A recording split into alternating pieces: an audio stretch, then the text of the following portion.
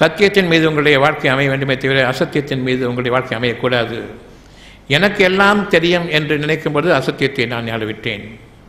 என் இறைவன் எனக்கு அறிவித்தால் தவிர எனக்கு எந்த விதமான அறிவும் இல்லை என்று நீங்கள் எண்ணும்பொழுது நிச்சயமாக நீங்கள் இறைவனை ஏற்றுக்கொண்டவர்கள். உங்களுக்காக உங்களுடைய இறைவன் உங்களுக்கான நற்செய்தி அறிவித்துக் கொண்டிருக்கின்றான். அந்த நற்செய்தி சூழ்நிலைகளாக உங்களுக்காக உருவாக இருக்கின்றது. அத்தியாயம் 57 22வது வசனம் இறைவன் கூறுகின்றான், பூமியிலோ உங்களிலோ நடக்கும் எந்த சம்பவமும் அதனை நாம் உருவாக்குவதற்கு முன்பாக தெளிவாக உங்களிடத்தில் தீர்மானிக்கப்பட்டதாக இருக்கிறது, தீர்மானிக்கப்படாமல் இல்லை. இன்று கிட்னி ஒரு பிரச்சனை ஏற்பட்டிருக்குதுன்னு டாக்டர் சொல்ல, நீங்கள் படைப்பாளனை நம்புகின்றீர்களா? இறைவனை நம்புகின்றோம், கடவுளை நம்புகின்றோம், அல்லாஹ்வை நம்புகின்றேன், ஜீசஸை நம்புகின்றேன் என்றெல்லாம் கூறக்கூடிய நீங்கள் பல பிரிவினர்களாக பிரிந்து விட்டீர்கள். கடவுளை ஏகப்பட்ட துண்டங்களாக ஆக்கிவிட்டீர்கள். இந்து கடவுள், முஸ்லீம் கடவுள், கிறிஸ்துவ, எத்தனை கடவுள் என்று கேட்டால் உள்ளம் பதில் சொல்லும் ஒரு கடவுள் என்று. மனித கூட்டங்களை நாடினீர்கள், கூட்டங்களாக பிரிந்தீர்கள், இறைவனை துண்டாடினீர்கள். நீங்கள் உங்களை துண்டாடவில்லை, இறைவனை துண்டாடினீர்கள். இனி உங்களுக்கு இறைவன் இல்லை. எப்பொழுது எனக்கு இந்து கடவுள், முஸ்லீம் கடவுள், கிறிஸ்துவ கடவுள் சொன்னீர்களோ கடவுள் நீங்கள் உணர்வும் இல்லை, கடவுளுடைய அனுகிரகத்திற்கு நீங்கள் நன்றி செலுத்துவர்களும் இல்லை, கடவுளுக்கு பயந்தவர்களாக தன்னுடைய பக்தியோடு அவனை போற்றுபவர்களும் இல்லை. ஆனால் உங்களுடைய சூழ்நிலைகள் உங்களுக்காக உருவாகி வரும் பொழுது வீணாக கதறுபவர்கள் நீங்கள், ஊழையிடுபவர்கள் நீங்கள், அவ்வளவுதான்.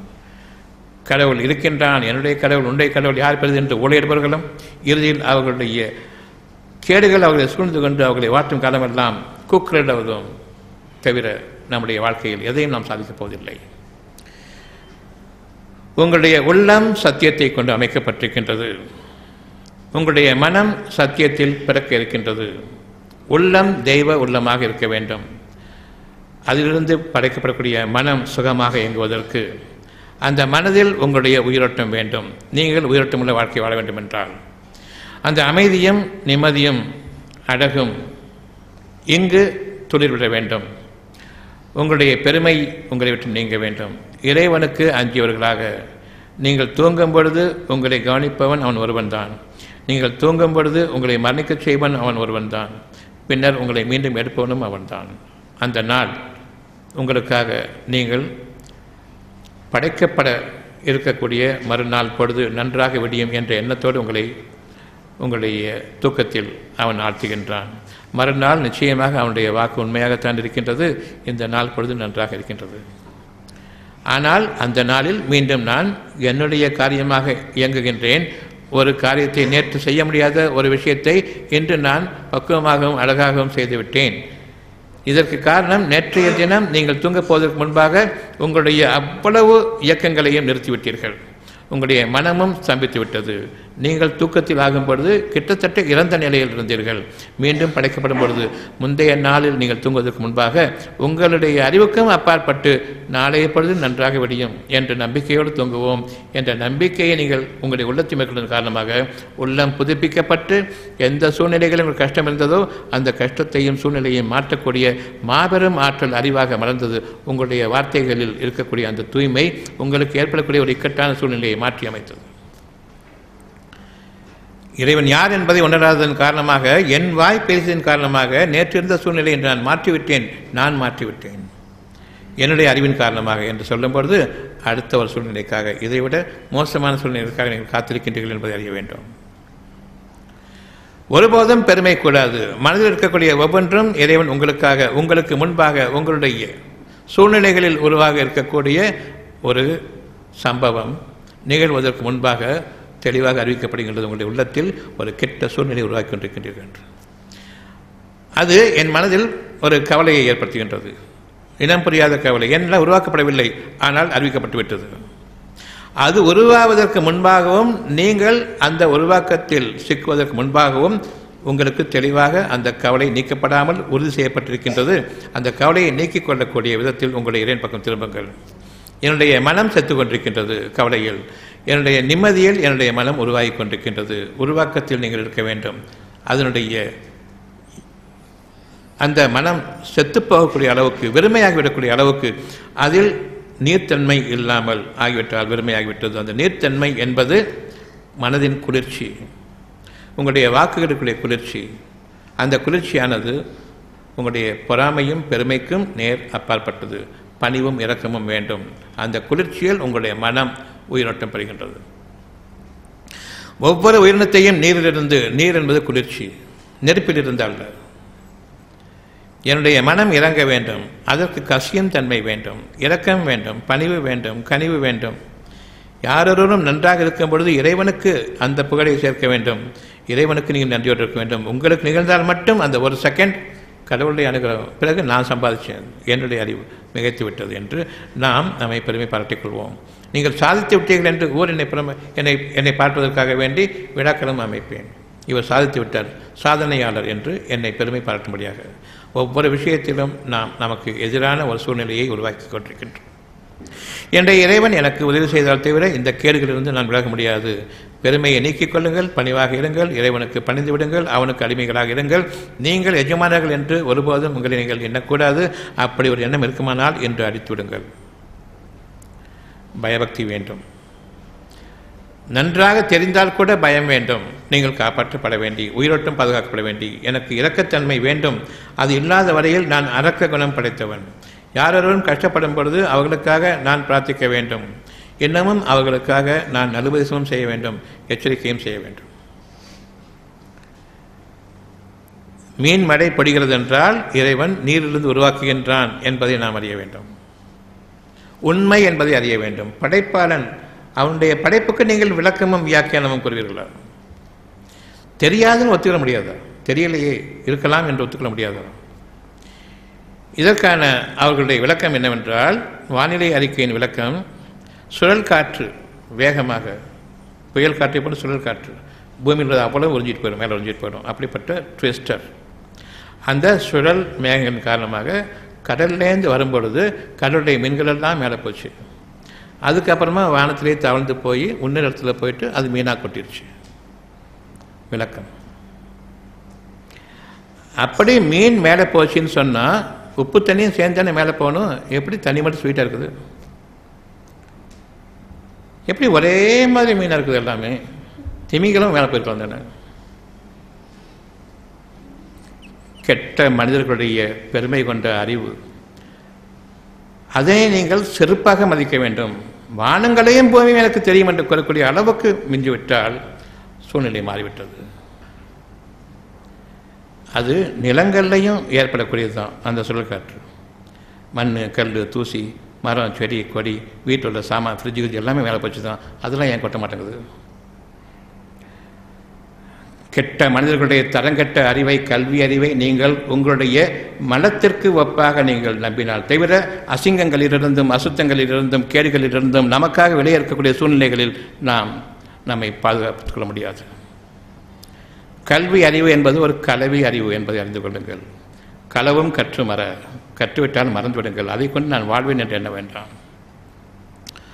உங்களுடைய உள்ளத்தின் தூய்மையை நீங்கள் பேணிக்கொள்ள வேண்டும். உங்களிலோ பூமியிலோ நிகழும் சம்பவங்கள் யாவும் 57வது அத்தியாயம் 22வது வசனம். அதனை நீங்கள் உருவாக்குபவர்கள் இல்லை. இப்பொழுது ஒவ்வொருவரையும் சூழ்நிலைகள் சூழ்ந்து கொண்டிருக்கின்றன. கவலைக்குரிய சூழ்நிலை, நாளைய வாழ்க்கையை பற்றிய ஒரு அச்சத்துக்குரிய சூழ்நிலை சூழ்ந்து கொண்டிருக்கின்றன. இந்த சூழ்நிலையை நீங்கள் மாற்றியாக வேண்டும். அது உங்களுக்காக உருவாக்கப்பட்டு நீங்கள் அதனுள் நுழைவிக்கப்படுவதற்கு முன்பாக அச்சம் கொள்ளுங்கள். நீங்கள் அதனை மாற்றுபவர்கள் இல்லை. அது என்ன என்பதும் தெரியாது. எந்த விதத்தில் அது எனக்கு ஒரு உடல் ரீதியான மன ரீதியான துன்பத்தை விளைவிக்கும் என்பதை நீங்கள் அறிய மாட்டீர்கள். ஆனால் அதற்குரிய சூழ்நிலைகள் உருவாகி கொண்டிருப்பதை உங்களுடைய மனதில் அமைத்து விட்டான். அது உருவாவதற்கு முன்பாக நீங்கள் மாற்றிக்கொள்ளுங்கள். இதனை அவனுக்கு மாற்றி அமைப்பது லேசான காரியம். உங்களிலோ பூமியிலோ நிகழும் எந்த சம்பவமும் அது தீர்மானிக்கப்பட்டு பின்னர் உங்களுக்கு உருவாக்கப்படுகின்றது. அது உருவாக்கப்படுவதற்கு முன்பாக அவனால் தீர்மானிக்கப்படாமல் இல்லை. இது அவனுக்கு மிகவும் எளிதானதாகும். அப்படியானால் இப்பொழுது அந்த துன்பங்களில் வாழாத நிலையில் சூழ்நிலையை மாற்ற வேண்டும் விரும்புங்கள். உங்களுடைய பணிவை மேற்கொள்ளுங்கள். மற்ற மனிதர்கள் மீது இரக்கத்தை கொள்ளுங்கள். பெருமையை கைவிடுங்கள், பொறாமையை கைவிடுங்கள். வெதும்பக்கூடிய அந்த சூழ்நிலை மாறிவிட்டால் குளிர்ச்சி மட்டுமே பாக்கி. பெருமையும் பொறாமையும் நான் வெதும்பக்கூடிய சூழ்நிலை இருக்கக்கூடிய நீர்த்தன்மையை உறிஞ்சிவிடும். என் மனம் வெறுமையாகிவிடும். அந்த வெறுமையில் புதிய உயிரோட்டத்திற்கான ஆற்றலை பெறக்கூடிய அந்த சக்தியானது குறைந்துவிடும், நம்பிக்கையும் குறைந்துவிடும்.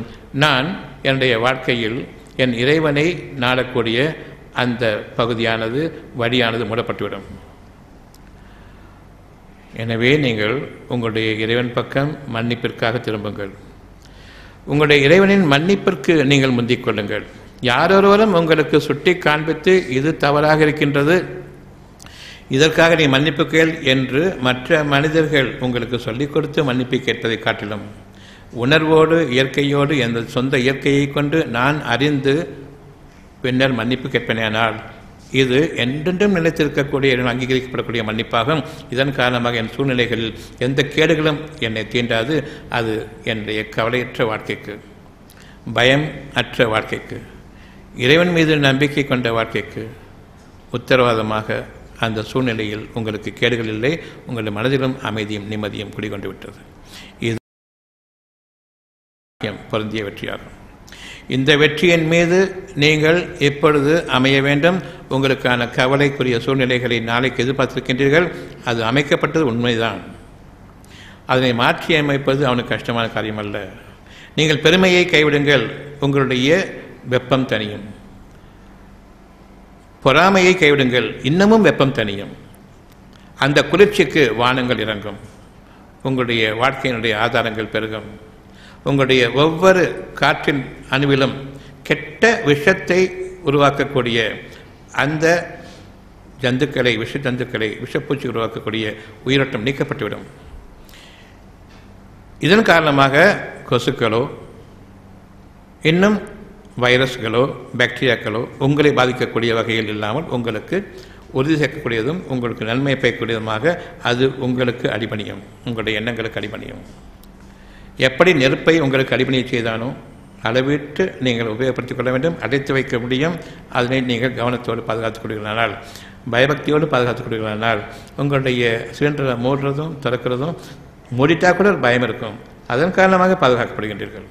மூடிட்டா வெளியே வராதுன்னு தெரியும், ஆனால் மூடிட்டீங்களான்னு பயம் இருக்கு தெரியுமா? மூடின பிறகும் அதன் காரணமாக பாதுகாக்கப்பட்டு கொண்டிருக்கின்றோம். எனக்கு எவ்வளவு விஷயம் நன்றாக தெரியுமோ அது உங்களுக்கு பெருமை ஏற்படுத்தும். ஆனால் இறைவனுடைய அத்தாட்சிகள் அதில் ஒரு பயம் இருக்குமானால் என்றென்றும் பாதுகாக்கப்பட்டவர்கள். பயபக்தி அவசியம். எனக்கு தெரியுமே என்று கூறக்கூடிய அந்த எண்ணத்திலிருந்து விலகி இறைவன் பாதுகாக்க வேண்டுமே, தெரிந்தாலும் நான் அதை ஒழுங்காக செய்தேனா என்ற அந்த பயம் இருக்கும் வரையில் வெற்றியாளர்கள். உங்களுடைய உள்ளங்களில் இருக்கக்கூடிய உலகத்தின் அடிப்படையிலான எந்த காரியமும் சரி உயிரோட்டம் பெற்றதாக இருக்கும். இன்னமும் இறைவன் உங்களுக்கு தன் வானங்களிலிருந்து உங்களுக்காக பாக்கியங்களை இறக்கி உங்களை சுற்றிலும் குளிர்ந்த வசந்தமாக உங்களுக்கு ஆக்குவான். சூழ்நிலைகள் மாற்றப்படும். உங்களை எந்த தீங்கும் தீண்டாது. நாளைய வாழ்க்கையில் இன்று அமைதியும் உங்களுடைய பணிவின் காரணமாக, இரக்கத்தின் காரணமாக, மனிதர்கள் மீது கருணை கொண்டிருப்பதன் காரணமாக, பெருமையையும் பொறாமையும் நீக்கியதன் காரணமாக உங்களுடைய வாழ்க்கையில் கேடுகள் நீக்கப்பட்டுவிட்டன. உங்களுடைய சூழ்நிலைகளில் விஷ ஜந்துக்களுக்கு இடம் கிடையாது. இப்பொழுதும் விரும்புங்கள். கொசுக்களை இறைவன் அடித்து காட்டிய போது அந்த சுகத்தில் நீங்கள் வாழ்ந்து கொண்டிருக்கும் பொழுது விஷ ஜந்துக்கள் வேண்டாம் இறைவனே என்று விரும்புங்கள். பாம்புகளும் தேள்களும் பூரான்களும் முதலைகளும் காட்டு மிருகங்களும் புலிகளும் சிங்கங்களும் கரடிகளும் யானைகளும் இவை எங்களை விட்டும் நீங்க வேண்டும்.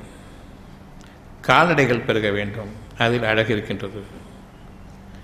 மனிதனுக்கு பணிவாக இருக்கக்கூடியது அவ்வளவும் வேண்டும். பறவைகள் வேண்டும், விரும்புங்கள். ஆனால் கடுகுகளோ பாம்புகளோ விஷ ஜந்துக்களோ மனிதனுக்கு விரோதமான எந்த ஒன்றும் விளங்கக்கூடாது. அவ்வளவு கொடிய மிருகங்களும் அடிய வேண்டும் என்று விரும்புங்கள். அதற்குரிய உயிரோட்டத்தை இறைவன் நீக்கிடுவான். அவை அடியும்.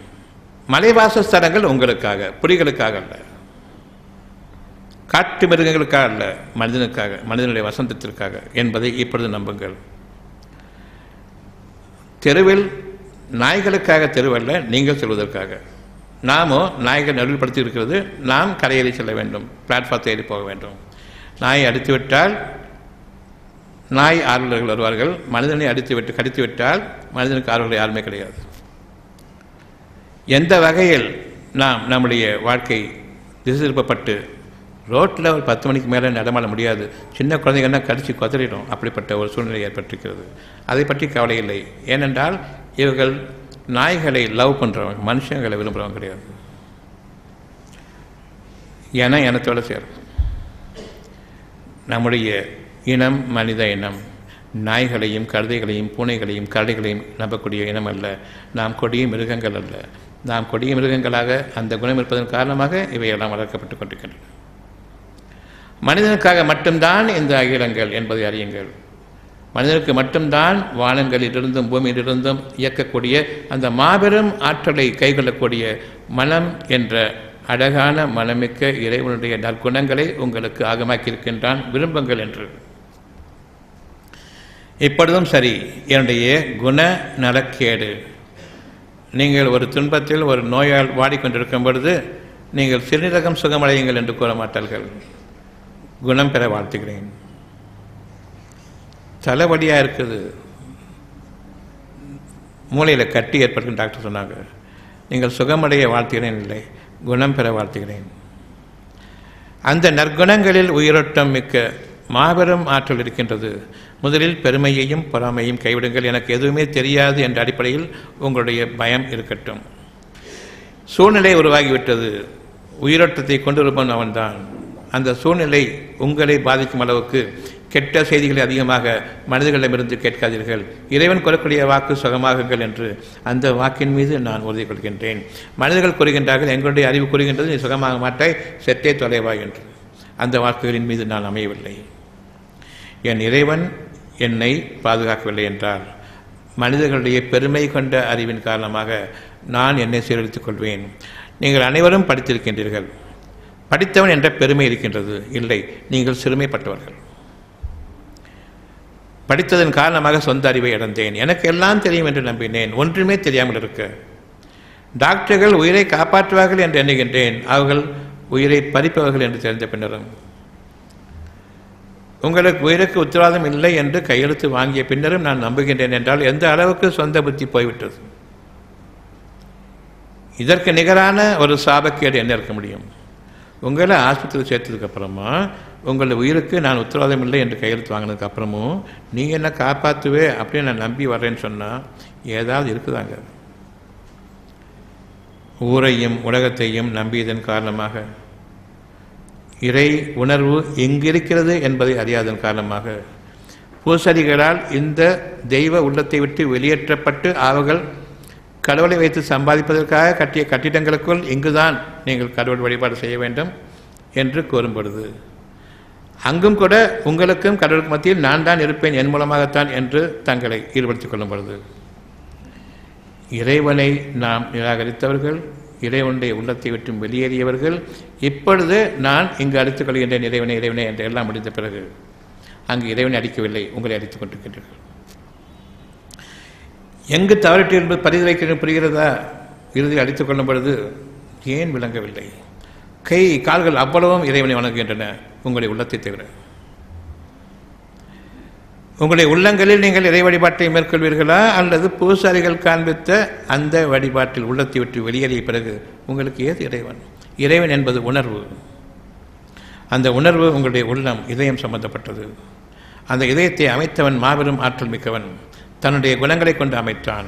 அந்த குணங்கள் நீங்கும் பொழுது உள்ளம் வெறுமையாகிவிடும், உள்ளம் பதற்றத்திற்குள்ளாகிவிடும், கவலைக்குள்ளாகிவிடும், பேதலித்து போகும், பரிதவித்து போகும். அந்த நிலை ஏற்படக்கூடாது என்றால் நான் என்னுடைய இறைவனை என்னுடைய உள்ளத்தில் தாங்குகின்றேன், அவனுடைய அனுகிரகத்தில் நான் என்னை ஈடுபடுத்திக் கொள்கின்றேன். அவ்வளவு குணங்களுக்கும் நான் அவனுடைய வாரிசாக இருக்க ஆசைப்படுகின்றேன். என் இறைவன் என்னுடைய இந்த பிரார்த்தனையை, தேவையை நிச்சயமாக அங்கீகரிப்பனாக இருக்கின்றான். ஒவ்வொரு காரியமும் அவனுக்கு எளிதானது, ஒவ்வொன்றும் எனக்கு விரோதமானது, கஷ்டமானது. என் இறைவனே, மனிதர்களை நம்பி நானும் என் குடும்பத்தினரும் என் சந்ததிகளும் சீரழிந்த அந்த வாழ்க்கை போதும். இனி உன்னை மட்டுமே ஏற்று உன்னை மட்டுமே போற்றுவதும் என்னை உனக்கு அடிமையாக்கி கொண்டு நீ எப்படி மற்ற மனிதர்களுக்கு இரக்கமுடையவனாகவும் பணிவுடையவனாகவும் மன்னிப்பவனாகவும் இருக்கின்றாயோ, உன்னை பின்பற்றி நானும் அவர்கள் மீது பணிவையும் இரக்கத்தையும் கொள்ள வேண்டுமே தவிர அவர்களுக்கு விரோதமாக அவர்களுடைய உள்ளத்திற்கு விரோதமாக நான் எதையும் செய்யக்கூடாது. என் உள்ளத்தில் பணிவு இருக்க வேண்டும். வெளிப்பாடாக பணிவான அந்த சொற்களும் என்னுடைய செயல்பாடுகளும் அமையும். என்னுடைய உள்ளத்தில் அவனுக்கு விரோதமாக ஒன்றை வைத்துக்கொண்டு வெளியில் கனிவான பேச்சை பேசிக் கொண்டிருக்கின்றேன் ஏமாற்றும் விதமாக. நிச்சயமாக நீங்கள் அவர்களை ஏமாற்றவில்லை, உங்களை நீங்கள் ஏமாற்றிக் கொண்டிருக்கின்றீர்கள். உங்களுடைய இறைவனை உங்களை விட்டு ஒதுக்கிவிட்டீர்கள். அங்கு கெட்ட சக்திகளை கொண்டு வந்து விட்டீர்கள். இனி கெட்ட சூழ்நிலைகள் உங்களுக்காக உருவாகும். எவ்வளவு பணம் சம்பாதித்தாலும் சரி, நாளைக்கு எனக்கு இது இல்லாமல் ஆகிவிடும் என்ற அந்த சூழ்நிலையை அமைக்கின்றான். அந்த கெட்ட சூழ்நிலைகள் உங்களுக்காக உருவாவதற்கு முன்பாக இன்று நீங்கள் மனிதர்களுக்கு மனிதர்களாக, மனிதன் என்ற அந்தஸ்துக்கு உங்களுடைய இரக்க குணமும் கனிவான பேச்சுக்களும் உங்களுடைய மன்னிப்பும் உங்களுடைய அனுசரணையான வார்த்தைகளும் உள்ளத்திற்கு இதமளிக்கக்கூடியதும் இறைவனுடைய அனுமதியை கொண்டு நீங்கள் பேசக்கூடிய ஒவ்வொன்றும் வாழ்வளிக்கக்கூடிய மாபெரும் ஆற்றல் மிக்கது என்பதை அறிய வேண்டும். உங்களுடைய பணம் சம்பாதிக்கும் பொழுது என் இறைவனை மன்னிப்பாயாக. நிச்சயமாக இதில் முறைகேடுகள் இருக்கின்றன. நான் நடைமுறை வாழ்க்கையை பின்பற்றினேன். முறையான நடையை கொண்டு நான் வாழவில்லை. உள்ளத்தில் ஒன்றும் வெளியில் ஒன்றும் வைத்துக்கொண்டு நயவஞ்சகமாக என்னுடைய வாடிக்கையாளர்களிடம் நான் சென்றேன். டாக்டர்களாக இருக்கும் பொழுது உள்ளத்தில் செத்துடான் என்று இருக்கும் பொழுது நான் காப்பாற்றுவேன் என்று பொய் கூறி நான் அவர்களை பிறகு என்னுடைய மருத்துவமனையில் சேர்த்து சாகடித்தேன்.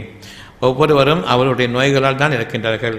நோய்கள் நீங்கி என்னுடைய சிறப்பு மருத்துவத்தன்மையால் அவர்கள் நலமாகி அவர்களுடைய இயற்கையான மரணத்தில் ஒருபோதும் அவர்கள் மரணித்ததில்லை.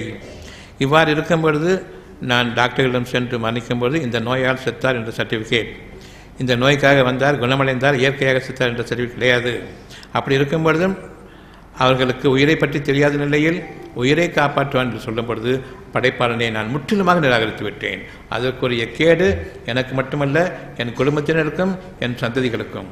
அது மட்டுமல்ல, மனித சமுதாயத்தை சொல்ந்து கொள்ளக்கூடிய மனிதனுக்கு விரோதமான அந்த சூழ்நிலைகளும் உங்களிலும் பூமியிலும் வானங்களிலிருந்தும் திருக்குறாக நிகழும் அந்த நாளுக்காக நான் இன்று பயப்படுகின்றேன். அந்த நாள் உங்களை நெருங்கும் பொழுது உங்களுக்கு பாதுகாப்பும் இல்லை, உங்களுக்கு பரிந்து பேசுவோர் இல்லை, உங்களுக்கு உங்களுடைய உள்ளங்களில் இரக்கத்தன்மை கொண்டு யாரும் ஒருவருக்கு மற்ற உதவி செய்து கொள்ள முடியாது. எந்த பேரமும் கிடையாது, நட்பும் கிடையாது, மக்களும் கிடையாது, உறவும் கிடையாது. அப்படிப்பட்ட நாள் வருவதற்கு முன்பாக இன்று உங்களுடைய இறைவனிடம் பயபக்தியோடு திரும்புங்கள். எதை பற்றி நீங்கள் அறிந்திருக்கின்றீர்களோ அதனை நீங்கள் நிகழ்த்தும் பொழுது இதில் குறை ஏற்பட்டுவிடக்கூடாது என்ற பயம் இருக்க வேண்டும். எப்படி உங்களுடைய ஸ்டவ்வை நீங்கள் ஆன் பண்ணும்போதும் ஆஃப் பண்ணும்போதும் ஆஃப் பண்ணிட்டீங்களான்னு 10 பேர் கேட்பீங்களோ, அதே மாதிரி நான் ஒரு காரியத்தை செஞ்சுட்டேன்னு சொன்னால் நல்ல முறையில் செய்தேனா என்று மீண்டும் மீண்டும் அந்த பயபக்தியோடு இறுதியில் எனக்கு இன்னமும் கொஞ்சம் சந்தேகம் இருக்கின்றது, இறைவனே பாதுகாத்துக்கொள் என்ற அந்த அடிப்படையில் நாம் நுழையும் வரையில் நமக்கு உள்ளத்தில் அறிவிக்கப்பட்டுவிட்ட ஒரு கேடுகள், ஒரு கெட்ட சூழ்நிலை, கவலைக்குரிய சூழ்நிலை, பயத்துக்குரிய சூழ்நிலை நிகழும் உங்களுக்கு வெளிப்படையாக என்பதையும் பயந்து கொள்ளுங்கள். உள்ளட்சமுடையோரை இறைவன் நேசிக்கின்றான். உங்களுக்கு இனி பள்ளிவாசல்களோ கோயில்களோ சர்ச்சுகளோ கிடையாது. தெய்வ உள்ளத்தில், தெய்வ இல்லத்தில் தங்குங்கள். அங்கிருந்து வெளியேறிவிட்டால் தெய்வமும் இல்லை, வானங்களும் பூமியும் என்னை விட்டு விலகிவிட்டன, அனுகிரகமும் போய்விட்டது, மனம் பெருமையாகிவிட்டது. இனி துன்பத்தில் சீரடைந்து சாவதை தவிர வழியில்லை என்ற எச்சரிக்கையும் கொண்டு இறைவனுக்கு நான் உகந்தவனாக ஏற்றுக்கொள்ள வேண்டுமே என்ற அந்த பயபக்தியோடு இன்று நம்முடைய வாழ்க்கை. நீங்களும் உங்கள் குடும்பத்தினரும் நோய் நொடியற்ற ஆரோக்கியமான மன அமைதியான வாழ்க்கை வாழ ஆசையா? நாட்பட்ட தீராத நோய்களிலிருந்து மருந்து மாத்திரை ஊசி இல்லாமல் குணமடைய ஆவலா? அப்படியானால் இன்றே வாங்கி படியுங்கள். டாக்டர் பஸ்லூர் ரஹ்மான் அவர்கள் எழுதிய உடல் நலம் மனநலம் காத்து ஆரோக்கிய வாழ்க்கைக்கான முத்தான 15 மருத்துவ களஞ்சியம். அருமையான புத்தகங்கள் இதோ. எளிமையான முறையில் அக்குபஞ்சர் கற்றுக்கொள்ள உதவும் அருமையான புத்தகம் புதிய அக்குபஞ்சர் உங்களுக்காக. ஆசிரியர் டாக்டர் பஸ்லூர் ரஹ்மான் அவர்கள் படித்து நடைமுறைப்படுத்த வேண்டிய அரிய புத்தகம். விலை ரூபாய் 400. நோய்களிலிருந்து பாதுகாத்துக் கொள்ள உதவும் மருத்துவ களஞ்சியம் மருந்துகளால் வரும் நோய்கள். ஆசிரியர் டாக்டர் பஸ்லூர் ரஹ்மான் அவர்கள். விலை ரூபாய் 250. நீங்கள் ஒவ்வொருவரும் வாழ்க்கையில் வெற்றி பெற வேண்டுமா? நீங்கள் வாங்கி படிக்க வேண்டிய, உங்கள் வாழ்க்கையில் கடைபிடிக்க வேண்டிய அருமையான தொகுப்பு டாக்டர் பஸ்லூர் ரஹ்மான் அவர்கள் எழுதிய வெற்றிக்கு மேல் வெற்றி. விலை ரூபாய் 350. நோய் நொடியற்ற வாழ்க்கைக்கு உதவும் பயனுள்ள மருத்துவ கதைகள் பாகம் 1. ஆசிரியர் டாக்டர் பஸ்லூர் ரஹ்மான் அவர்கள் ரூபாய் 250. பெண்களே உங்களுக்காக, நிச்சயமாக ஆண்களுக்கும் எண்ணற்ற ஆண் பெண் இருபாலருக்கும் ஏற்படும் மருத்துவ கேள்விகளுக்கு விடை காண, மேலும் பெண் குழந்தைகள் பிறந்தது முதல் அவர்களுக்கு மணமாகி குழந்தைகள் பிறக்கும் வரை ஏற்படும் அனைத்து விதமான சந்தேகங்களுக்கு தீர்வு காண உதவும் மருத்துவ பொக்கிஷமான இப்புத்தகம் நீங்களும் படித்து உங்கள் வருங்கால சந்ததிகளுக்காக பாதுகாத்து வைக்க வேண்டிய மருத்துவ களஞ்சியம். பெண்களே உங்களுக்காக, நிச்சயமாக ஆண்களுக்கும். ஆசிரியர் டாக்டர் பஸ்லூர் ரஹ்மான் அவர்கள். விலை ரூபாய் 250. டாக்டர் பஸ்லூர் ரஹ்மான் அவர்கள் எழுதிய இறைவழியில் இனிய சுகப்பிரசவம். விலை ரூபாய் 400. டாக்டர் பஸ்லூர் ரஹ்மான் அவர்கள் எழுதிய நோய் நொடியற்ற வாழ்க்கைக்கு உதவும் மருத்துவ கட்டுரைகள் பாகம் 2. விலை ரூபாய் 250. மருந்து மாத்திரை ஊசி இல்லாமல் நோய்களிலிருந்து தப்பிப்பதற்கும் ஒவ்வொரு குடும்பத்திலும் இருக்க வேண்டிய அருமையான புத்தகம் தான் நீங்களும் அக்குபஞ்சர் டாக்டராங்கள். விலை ரூபாய் 250. வாழ வழிகாட்டும் அற்புதமான புத்தகம் தான் டாக்டர் பஸ்லூர் ரஹ்மான் அவர்கள் எழுதிய இறைவழி மருத்துவம் பயனளிக்க இறைவனை பிரார்த்திப்பது எப்படி. விலை ரூபாய் 250. இறைவழி மருத்துவம் பாகம் 1. ஆசிரியர் டாக்டர் பஸ்லூர் ரஹ்மான் அவர்கள். விலை ரூபாய் 200. இறைவழி மருத்துவம் பாகம் 2. ஆசிரியர் டாக்டர் பஸ்லூர் ரஹ்மான் அவர்கள். விலை ரூபாய் 250. பிபி டயபெட்டிஸ் நோயாளிகளே உங்கள் நலனுக்காக. மேலும் டயபெட்டிஸ் பிபி பற்றி இன்னும் அறிந்து கொள்ள, நமக்கும் நம் சந்ததிகளுக்கும் டயபெட்டிஸ் பிபி நோய் வராமல் காத்துக்கொள்ள உதவும் அற்புத நூல்தான் டாக்டர் பஸ்லூர் ரஹ்மான் அவர்கள் எழுதிய பிபி டயபெட்டிஸ் நோயாளிகளே உங்கள் நலனுக்காக. ஒவ்வொரு வீடுகளிலும் அவசியம் இருக்க வேண்டிய நூல்தான் பிபி டயபெட்டிஸ் நோயாளிகளே உங்கள் நலனுக்காக. விலை ரூபாய் 250. டாக்டர் பஸ்லூர் ரஹ்மான் அவர்கள் எழுதிய எப்படி கற்றோம். விலை ரூபாய் 350. மேற்கண்ட 15 புத்தகங்களை வாங்க தொடர்பு கொள்ளுங்கள். Health time publication, Chennai. Cell number 9840498898 மற்றும் 87784477788.